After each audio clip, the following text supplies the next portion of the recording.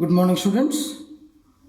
Let us discuss the last part of the lesson, National Movement in India, Partition and Independence, 1939-1947.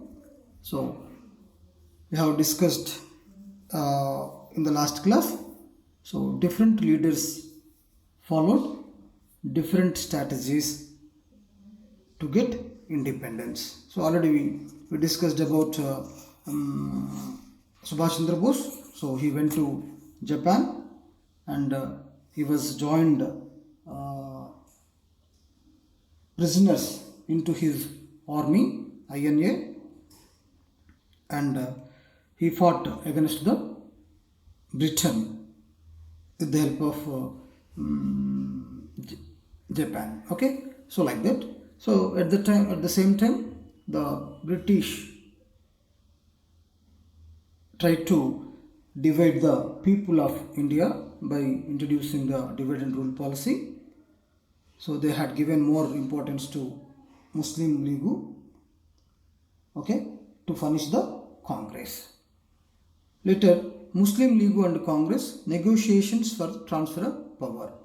So at the time of end of the 1945, so after the end of the Second World War, so they realized that Britishers can't continue their power in India. So they started negotiations with our leaders to enhance the freedom to India.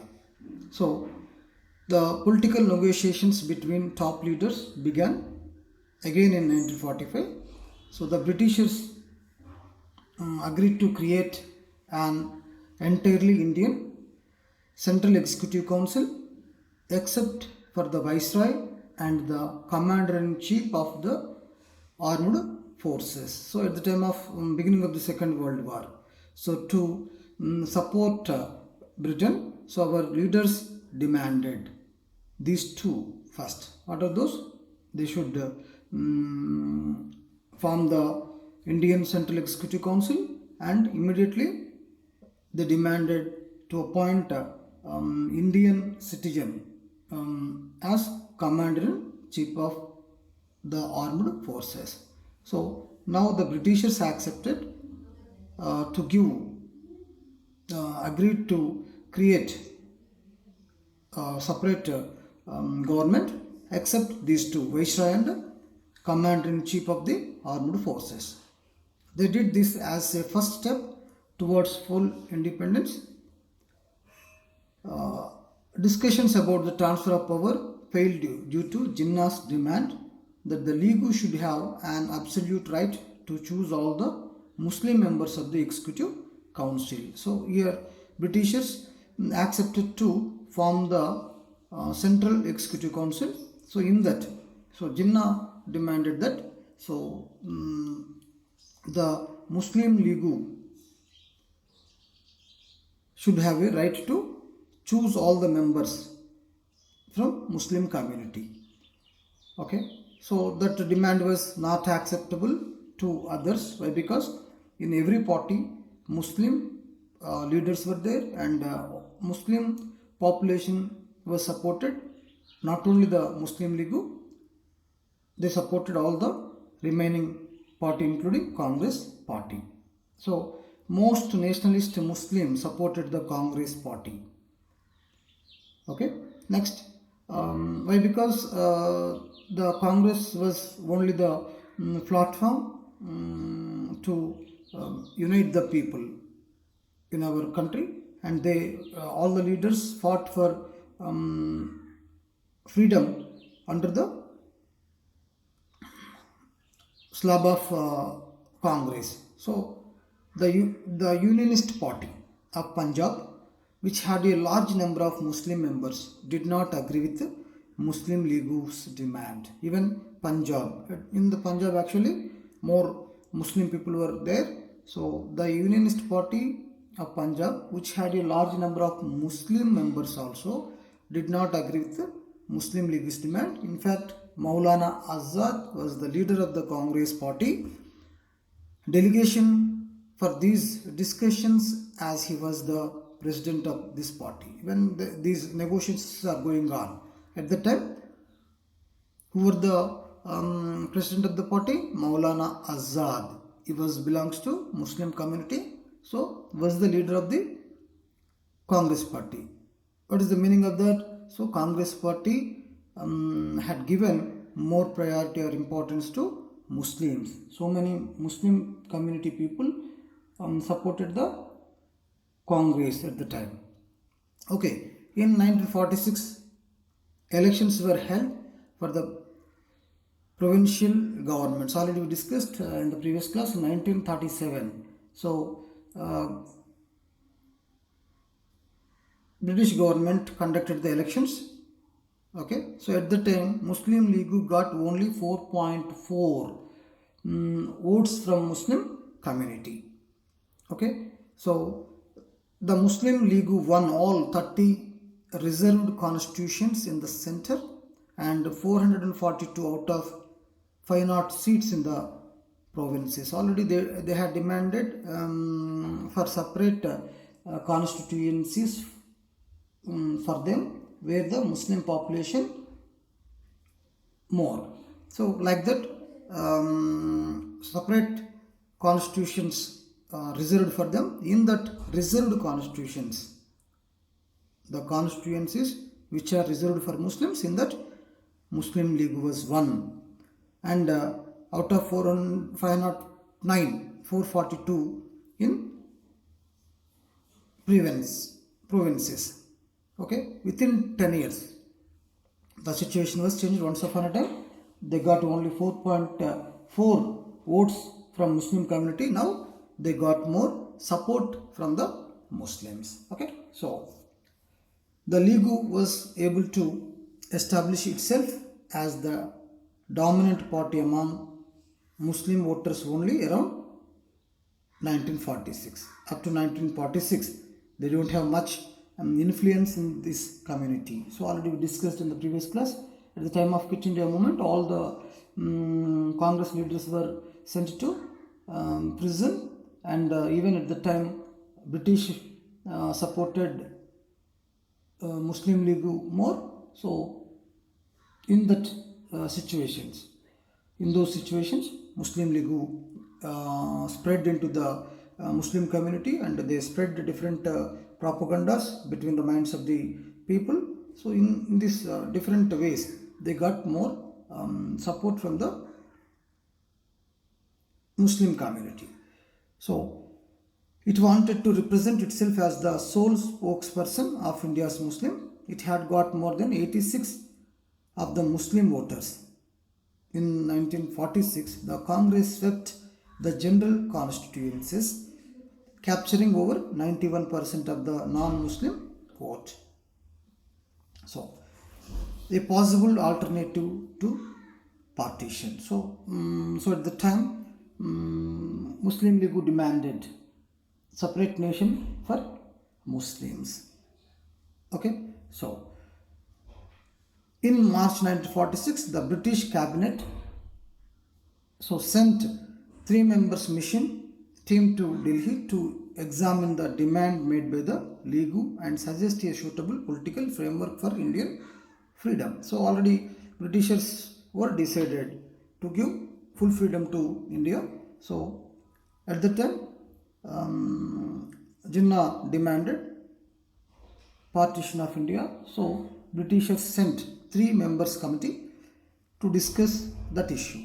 So the cabinet mission toured the country for 3 months and recommended a 3-tier confederation, but India was to remain united. So to know the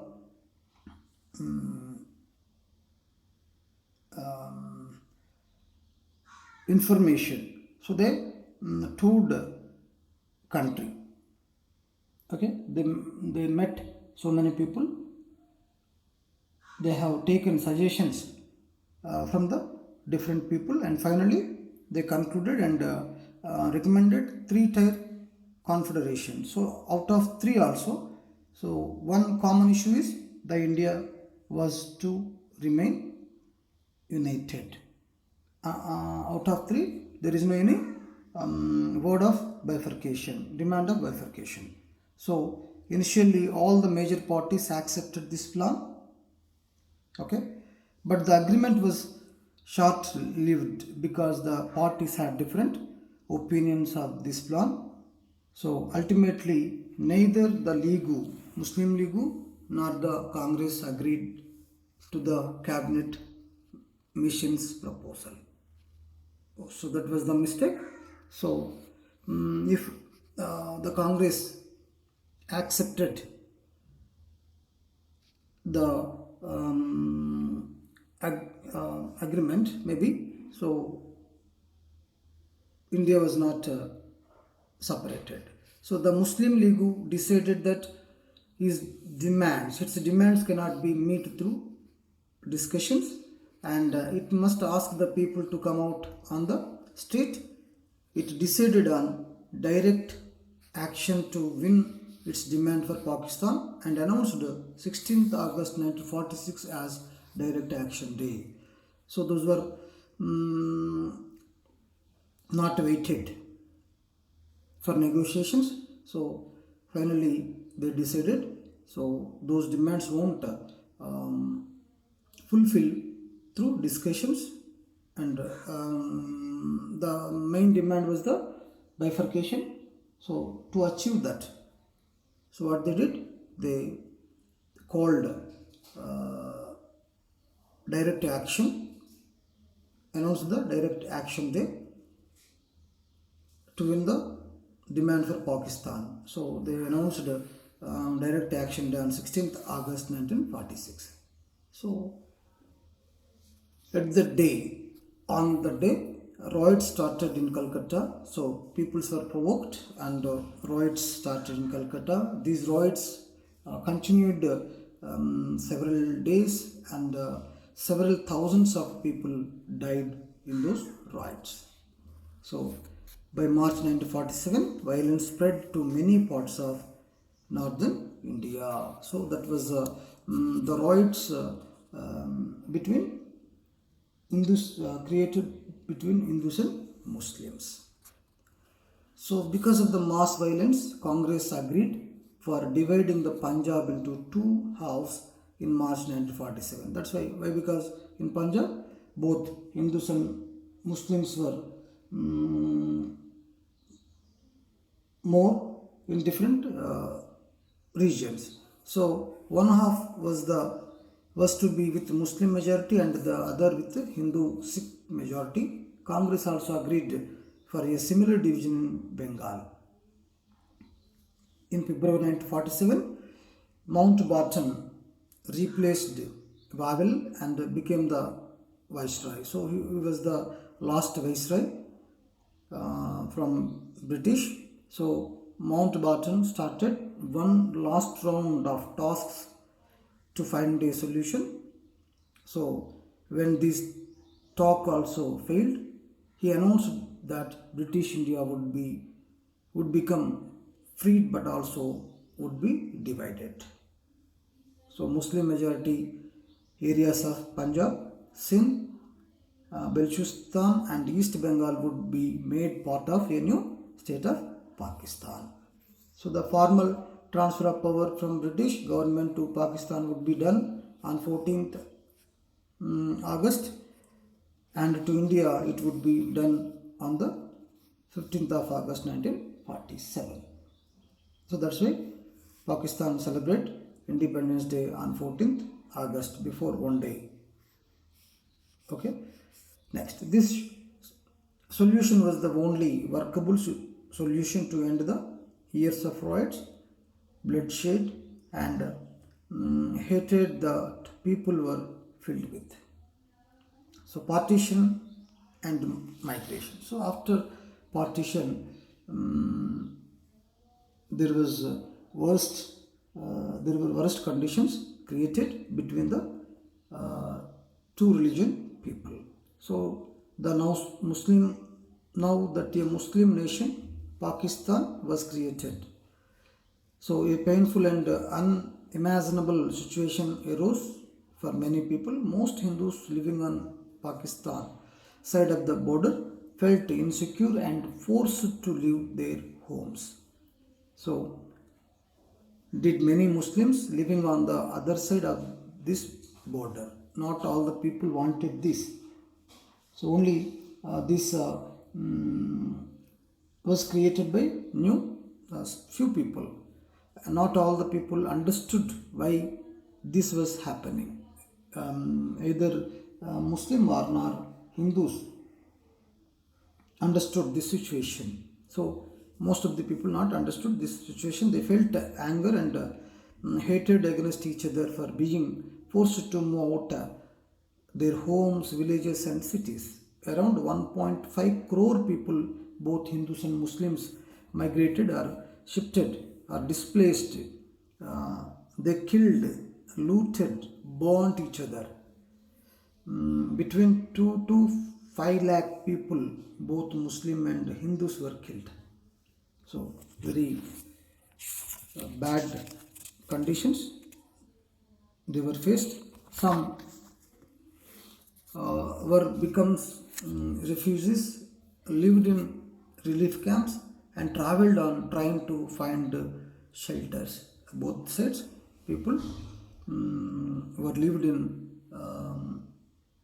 temples and in relief camps. So Mahatma Gandhi moved among the right hit people in camps and hospitals. He was trying to spread the message of peace and brotherhood. So to suppress the hatredness in the minds of the people. So he was trying to spread the message of peace and brotherhood. This was not the freedom and Swaraj he had worked so hard to achieve. So from the beginning, so Mahatma Gandhi fought with Britishers with non-violence. Okay, but end of the decision, what happened? So that was turned into violent. So the father of the nation fasted and did not celebrate on the first independence. He was not happy with that. Okay, next. At the initiative of Gandhi and Nehru, Congress now passed a resolution on the rights of minorities. See, here minorities means the people who are less. So those are called minorities. So they passed the resolution on the rights of minorities. Congress party had never accepted the two-nation theory. It was forced to accept partition against its will. It still believed that India is a land of many religions and many races and must remain so. So whatever be the situation in Pakistan, India would be a democratic secular state where all citizens enjoy full rights and are having an equal right to get the protection of the state. So irrespective of the religion to which they belong. So at the same time, different countries got independence. So they took different form of governments. Either some took the religion governments and some took the military governments, presidential governments, but we took the democratic government. Okay, like that. So assassination of Mahatma Gandhi. So another one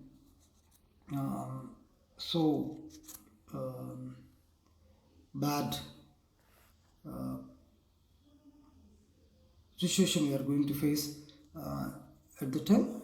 On 15th August 1947, Mahatma Gandhi, father of the nation, was trying to bring peace to riot-torn Nakhali in Bengal. He came to the capital Delhi only on 9 September 1947. We got independence in 1947, but he was not happy and he was not participated in independence celebrations. So he came to back to capital on 19th September 1947. So Mahatma Gandhi was unhappy with the communal rights in Northwestern India and tried to calm the fears and anger of the people. So for that purpose, he conducted some all-party prayers also. Okay. So sometimes some sections of people were annoyed with Gandhi for his role in Indian politics. So they disturbed his all religion prayers meetings many times. So to maintain relation between two religion, so Mahatma Gandhi was conducted all religion parties usually regularly. So that was not accepted by some people. An unsuccessful attempt on his life was made 2 days before his actual assassination. Actually, before 2 days only, the attack was done but was failed.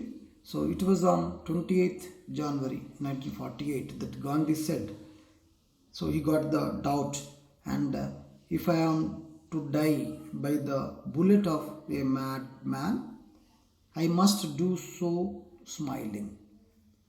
Okay, next, there must be no anger within me. God must be in my heart and on my lips. So before 2 days on the all party meeting, Gandhi said like this. Okay, so finally, less than 6 months of after independence, on the evening of 30th January 1948, Gandhi was shot with 3 bullets while going for his all religion prayer meeting. So, Gandhiji assassinated. So, before dying, Gandhi said, Hey Ram. His assassin, Nathuram Godse, ran off from the scene of crime and was later arrested in Bombay. So, he was once a member of Hindu Mahasabha, and because of his actions, many became against these organizations. So, of course, so all the Congress leaders were the members in the Mahasabha in the beginning. So, like that, so Godse was also a member. So, because of his activities, so many people after the assassination of Mahatma Gandhi, so many became against this organization. Consequently, on 14th February 1948, All India Hindu Mahasabha decided to suspend its political work and concentrate on real organizational work. So, actually, Andhra Mahasabha was established in 18th centuries, 1860, like that. So, to unite the people, okay, so to fought against the Britishers, okay, but now that was they decided to suspend their political work. So a fanatic Godse had thereby hurt his own friends and harmed his own mission.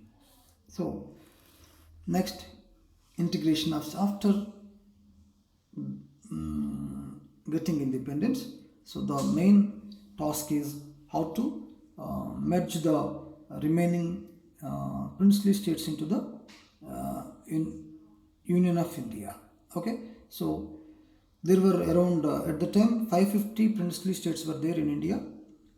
So those states are enjoyed different levels of sovereignty or autonomous powers, but all were under British power. So, example, Nizam was ruled over Telangana and Andhra regions under the British rule. So, Britishers were ruled only some princely states directly. So, remaining all the princely states, they ruled with the help of other people. So, like that, the Nizam and some other people had more sovereignty and freedom at the time. So, as the British were going to withdraw from India, these princely states were going to become independent. So they were asked to decide to if they wanted to join India or Pakistan or remain independent. But the ordinary people who are living in the princely states had become aware of democratic rights through participation in major mandal movements. So they did not want the princely families to continue to rule over them. So in Travancore and Hyderabad, peasants were revolting with arms against the ruling Jamindars. Already we know in Travancore and Hyderabad, the communist party's domination was more. That's why they revolted against the Jamindars in Travancore and Hyderabad.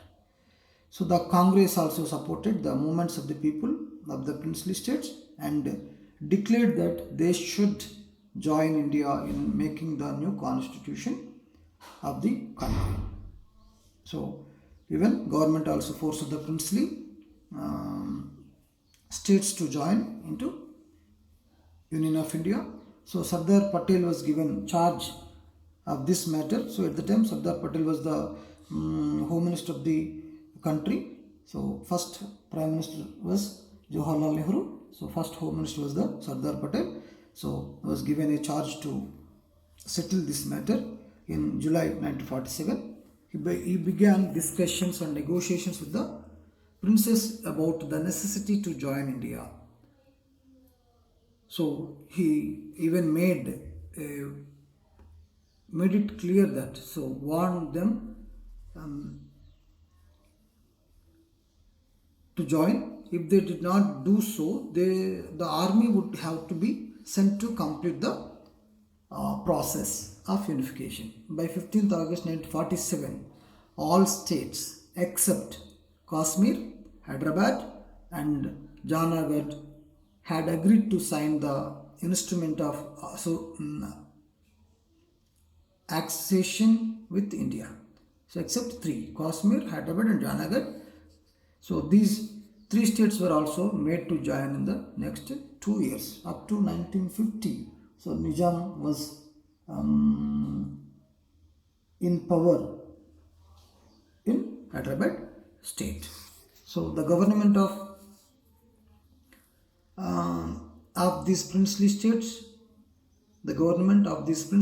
was taken over and the princes were given pension funds called privy purse to meet their personal expenses. Why? Because previously the princes were have their own sources for funds. Now all the kingdoms and their properties were seized by the government.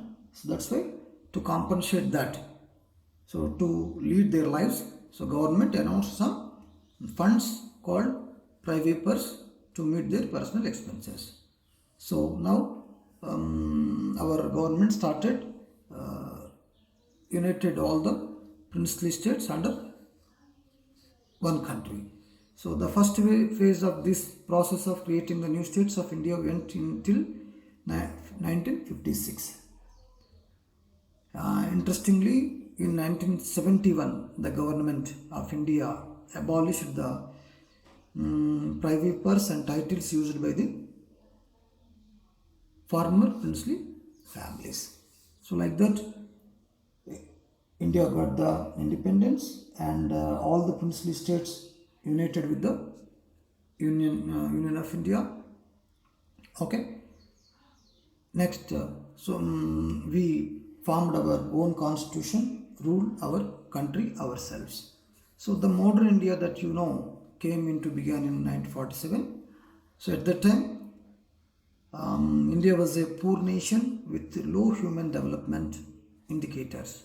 So that was ruled by Britishers long period, almost 200 years under the British rule, and bad infrastructure facilities, no industrial development, no human development, no education development was there at the time.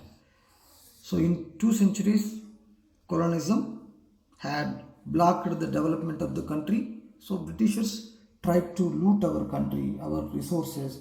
They exported our resources to their nations, like all the agricultural and forest and produces. So they never tried to develop our country industrially and educationally. So and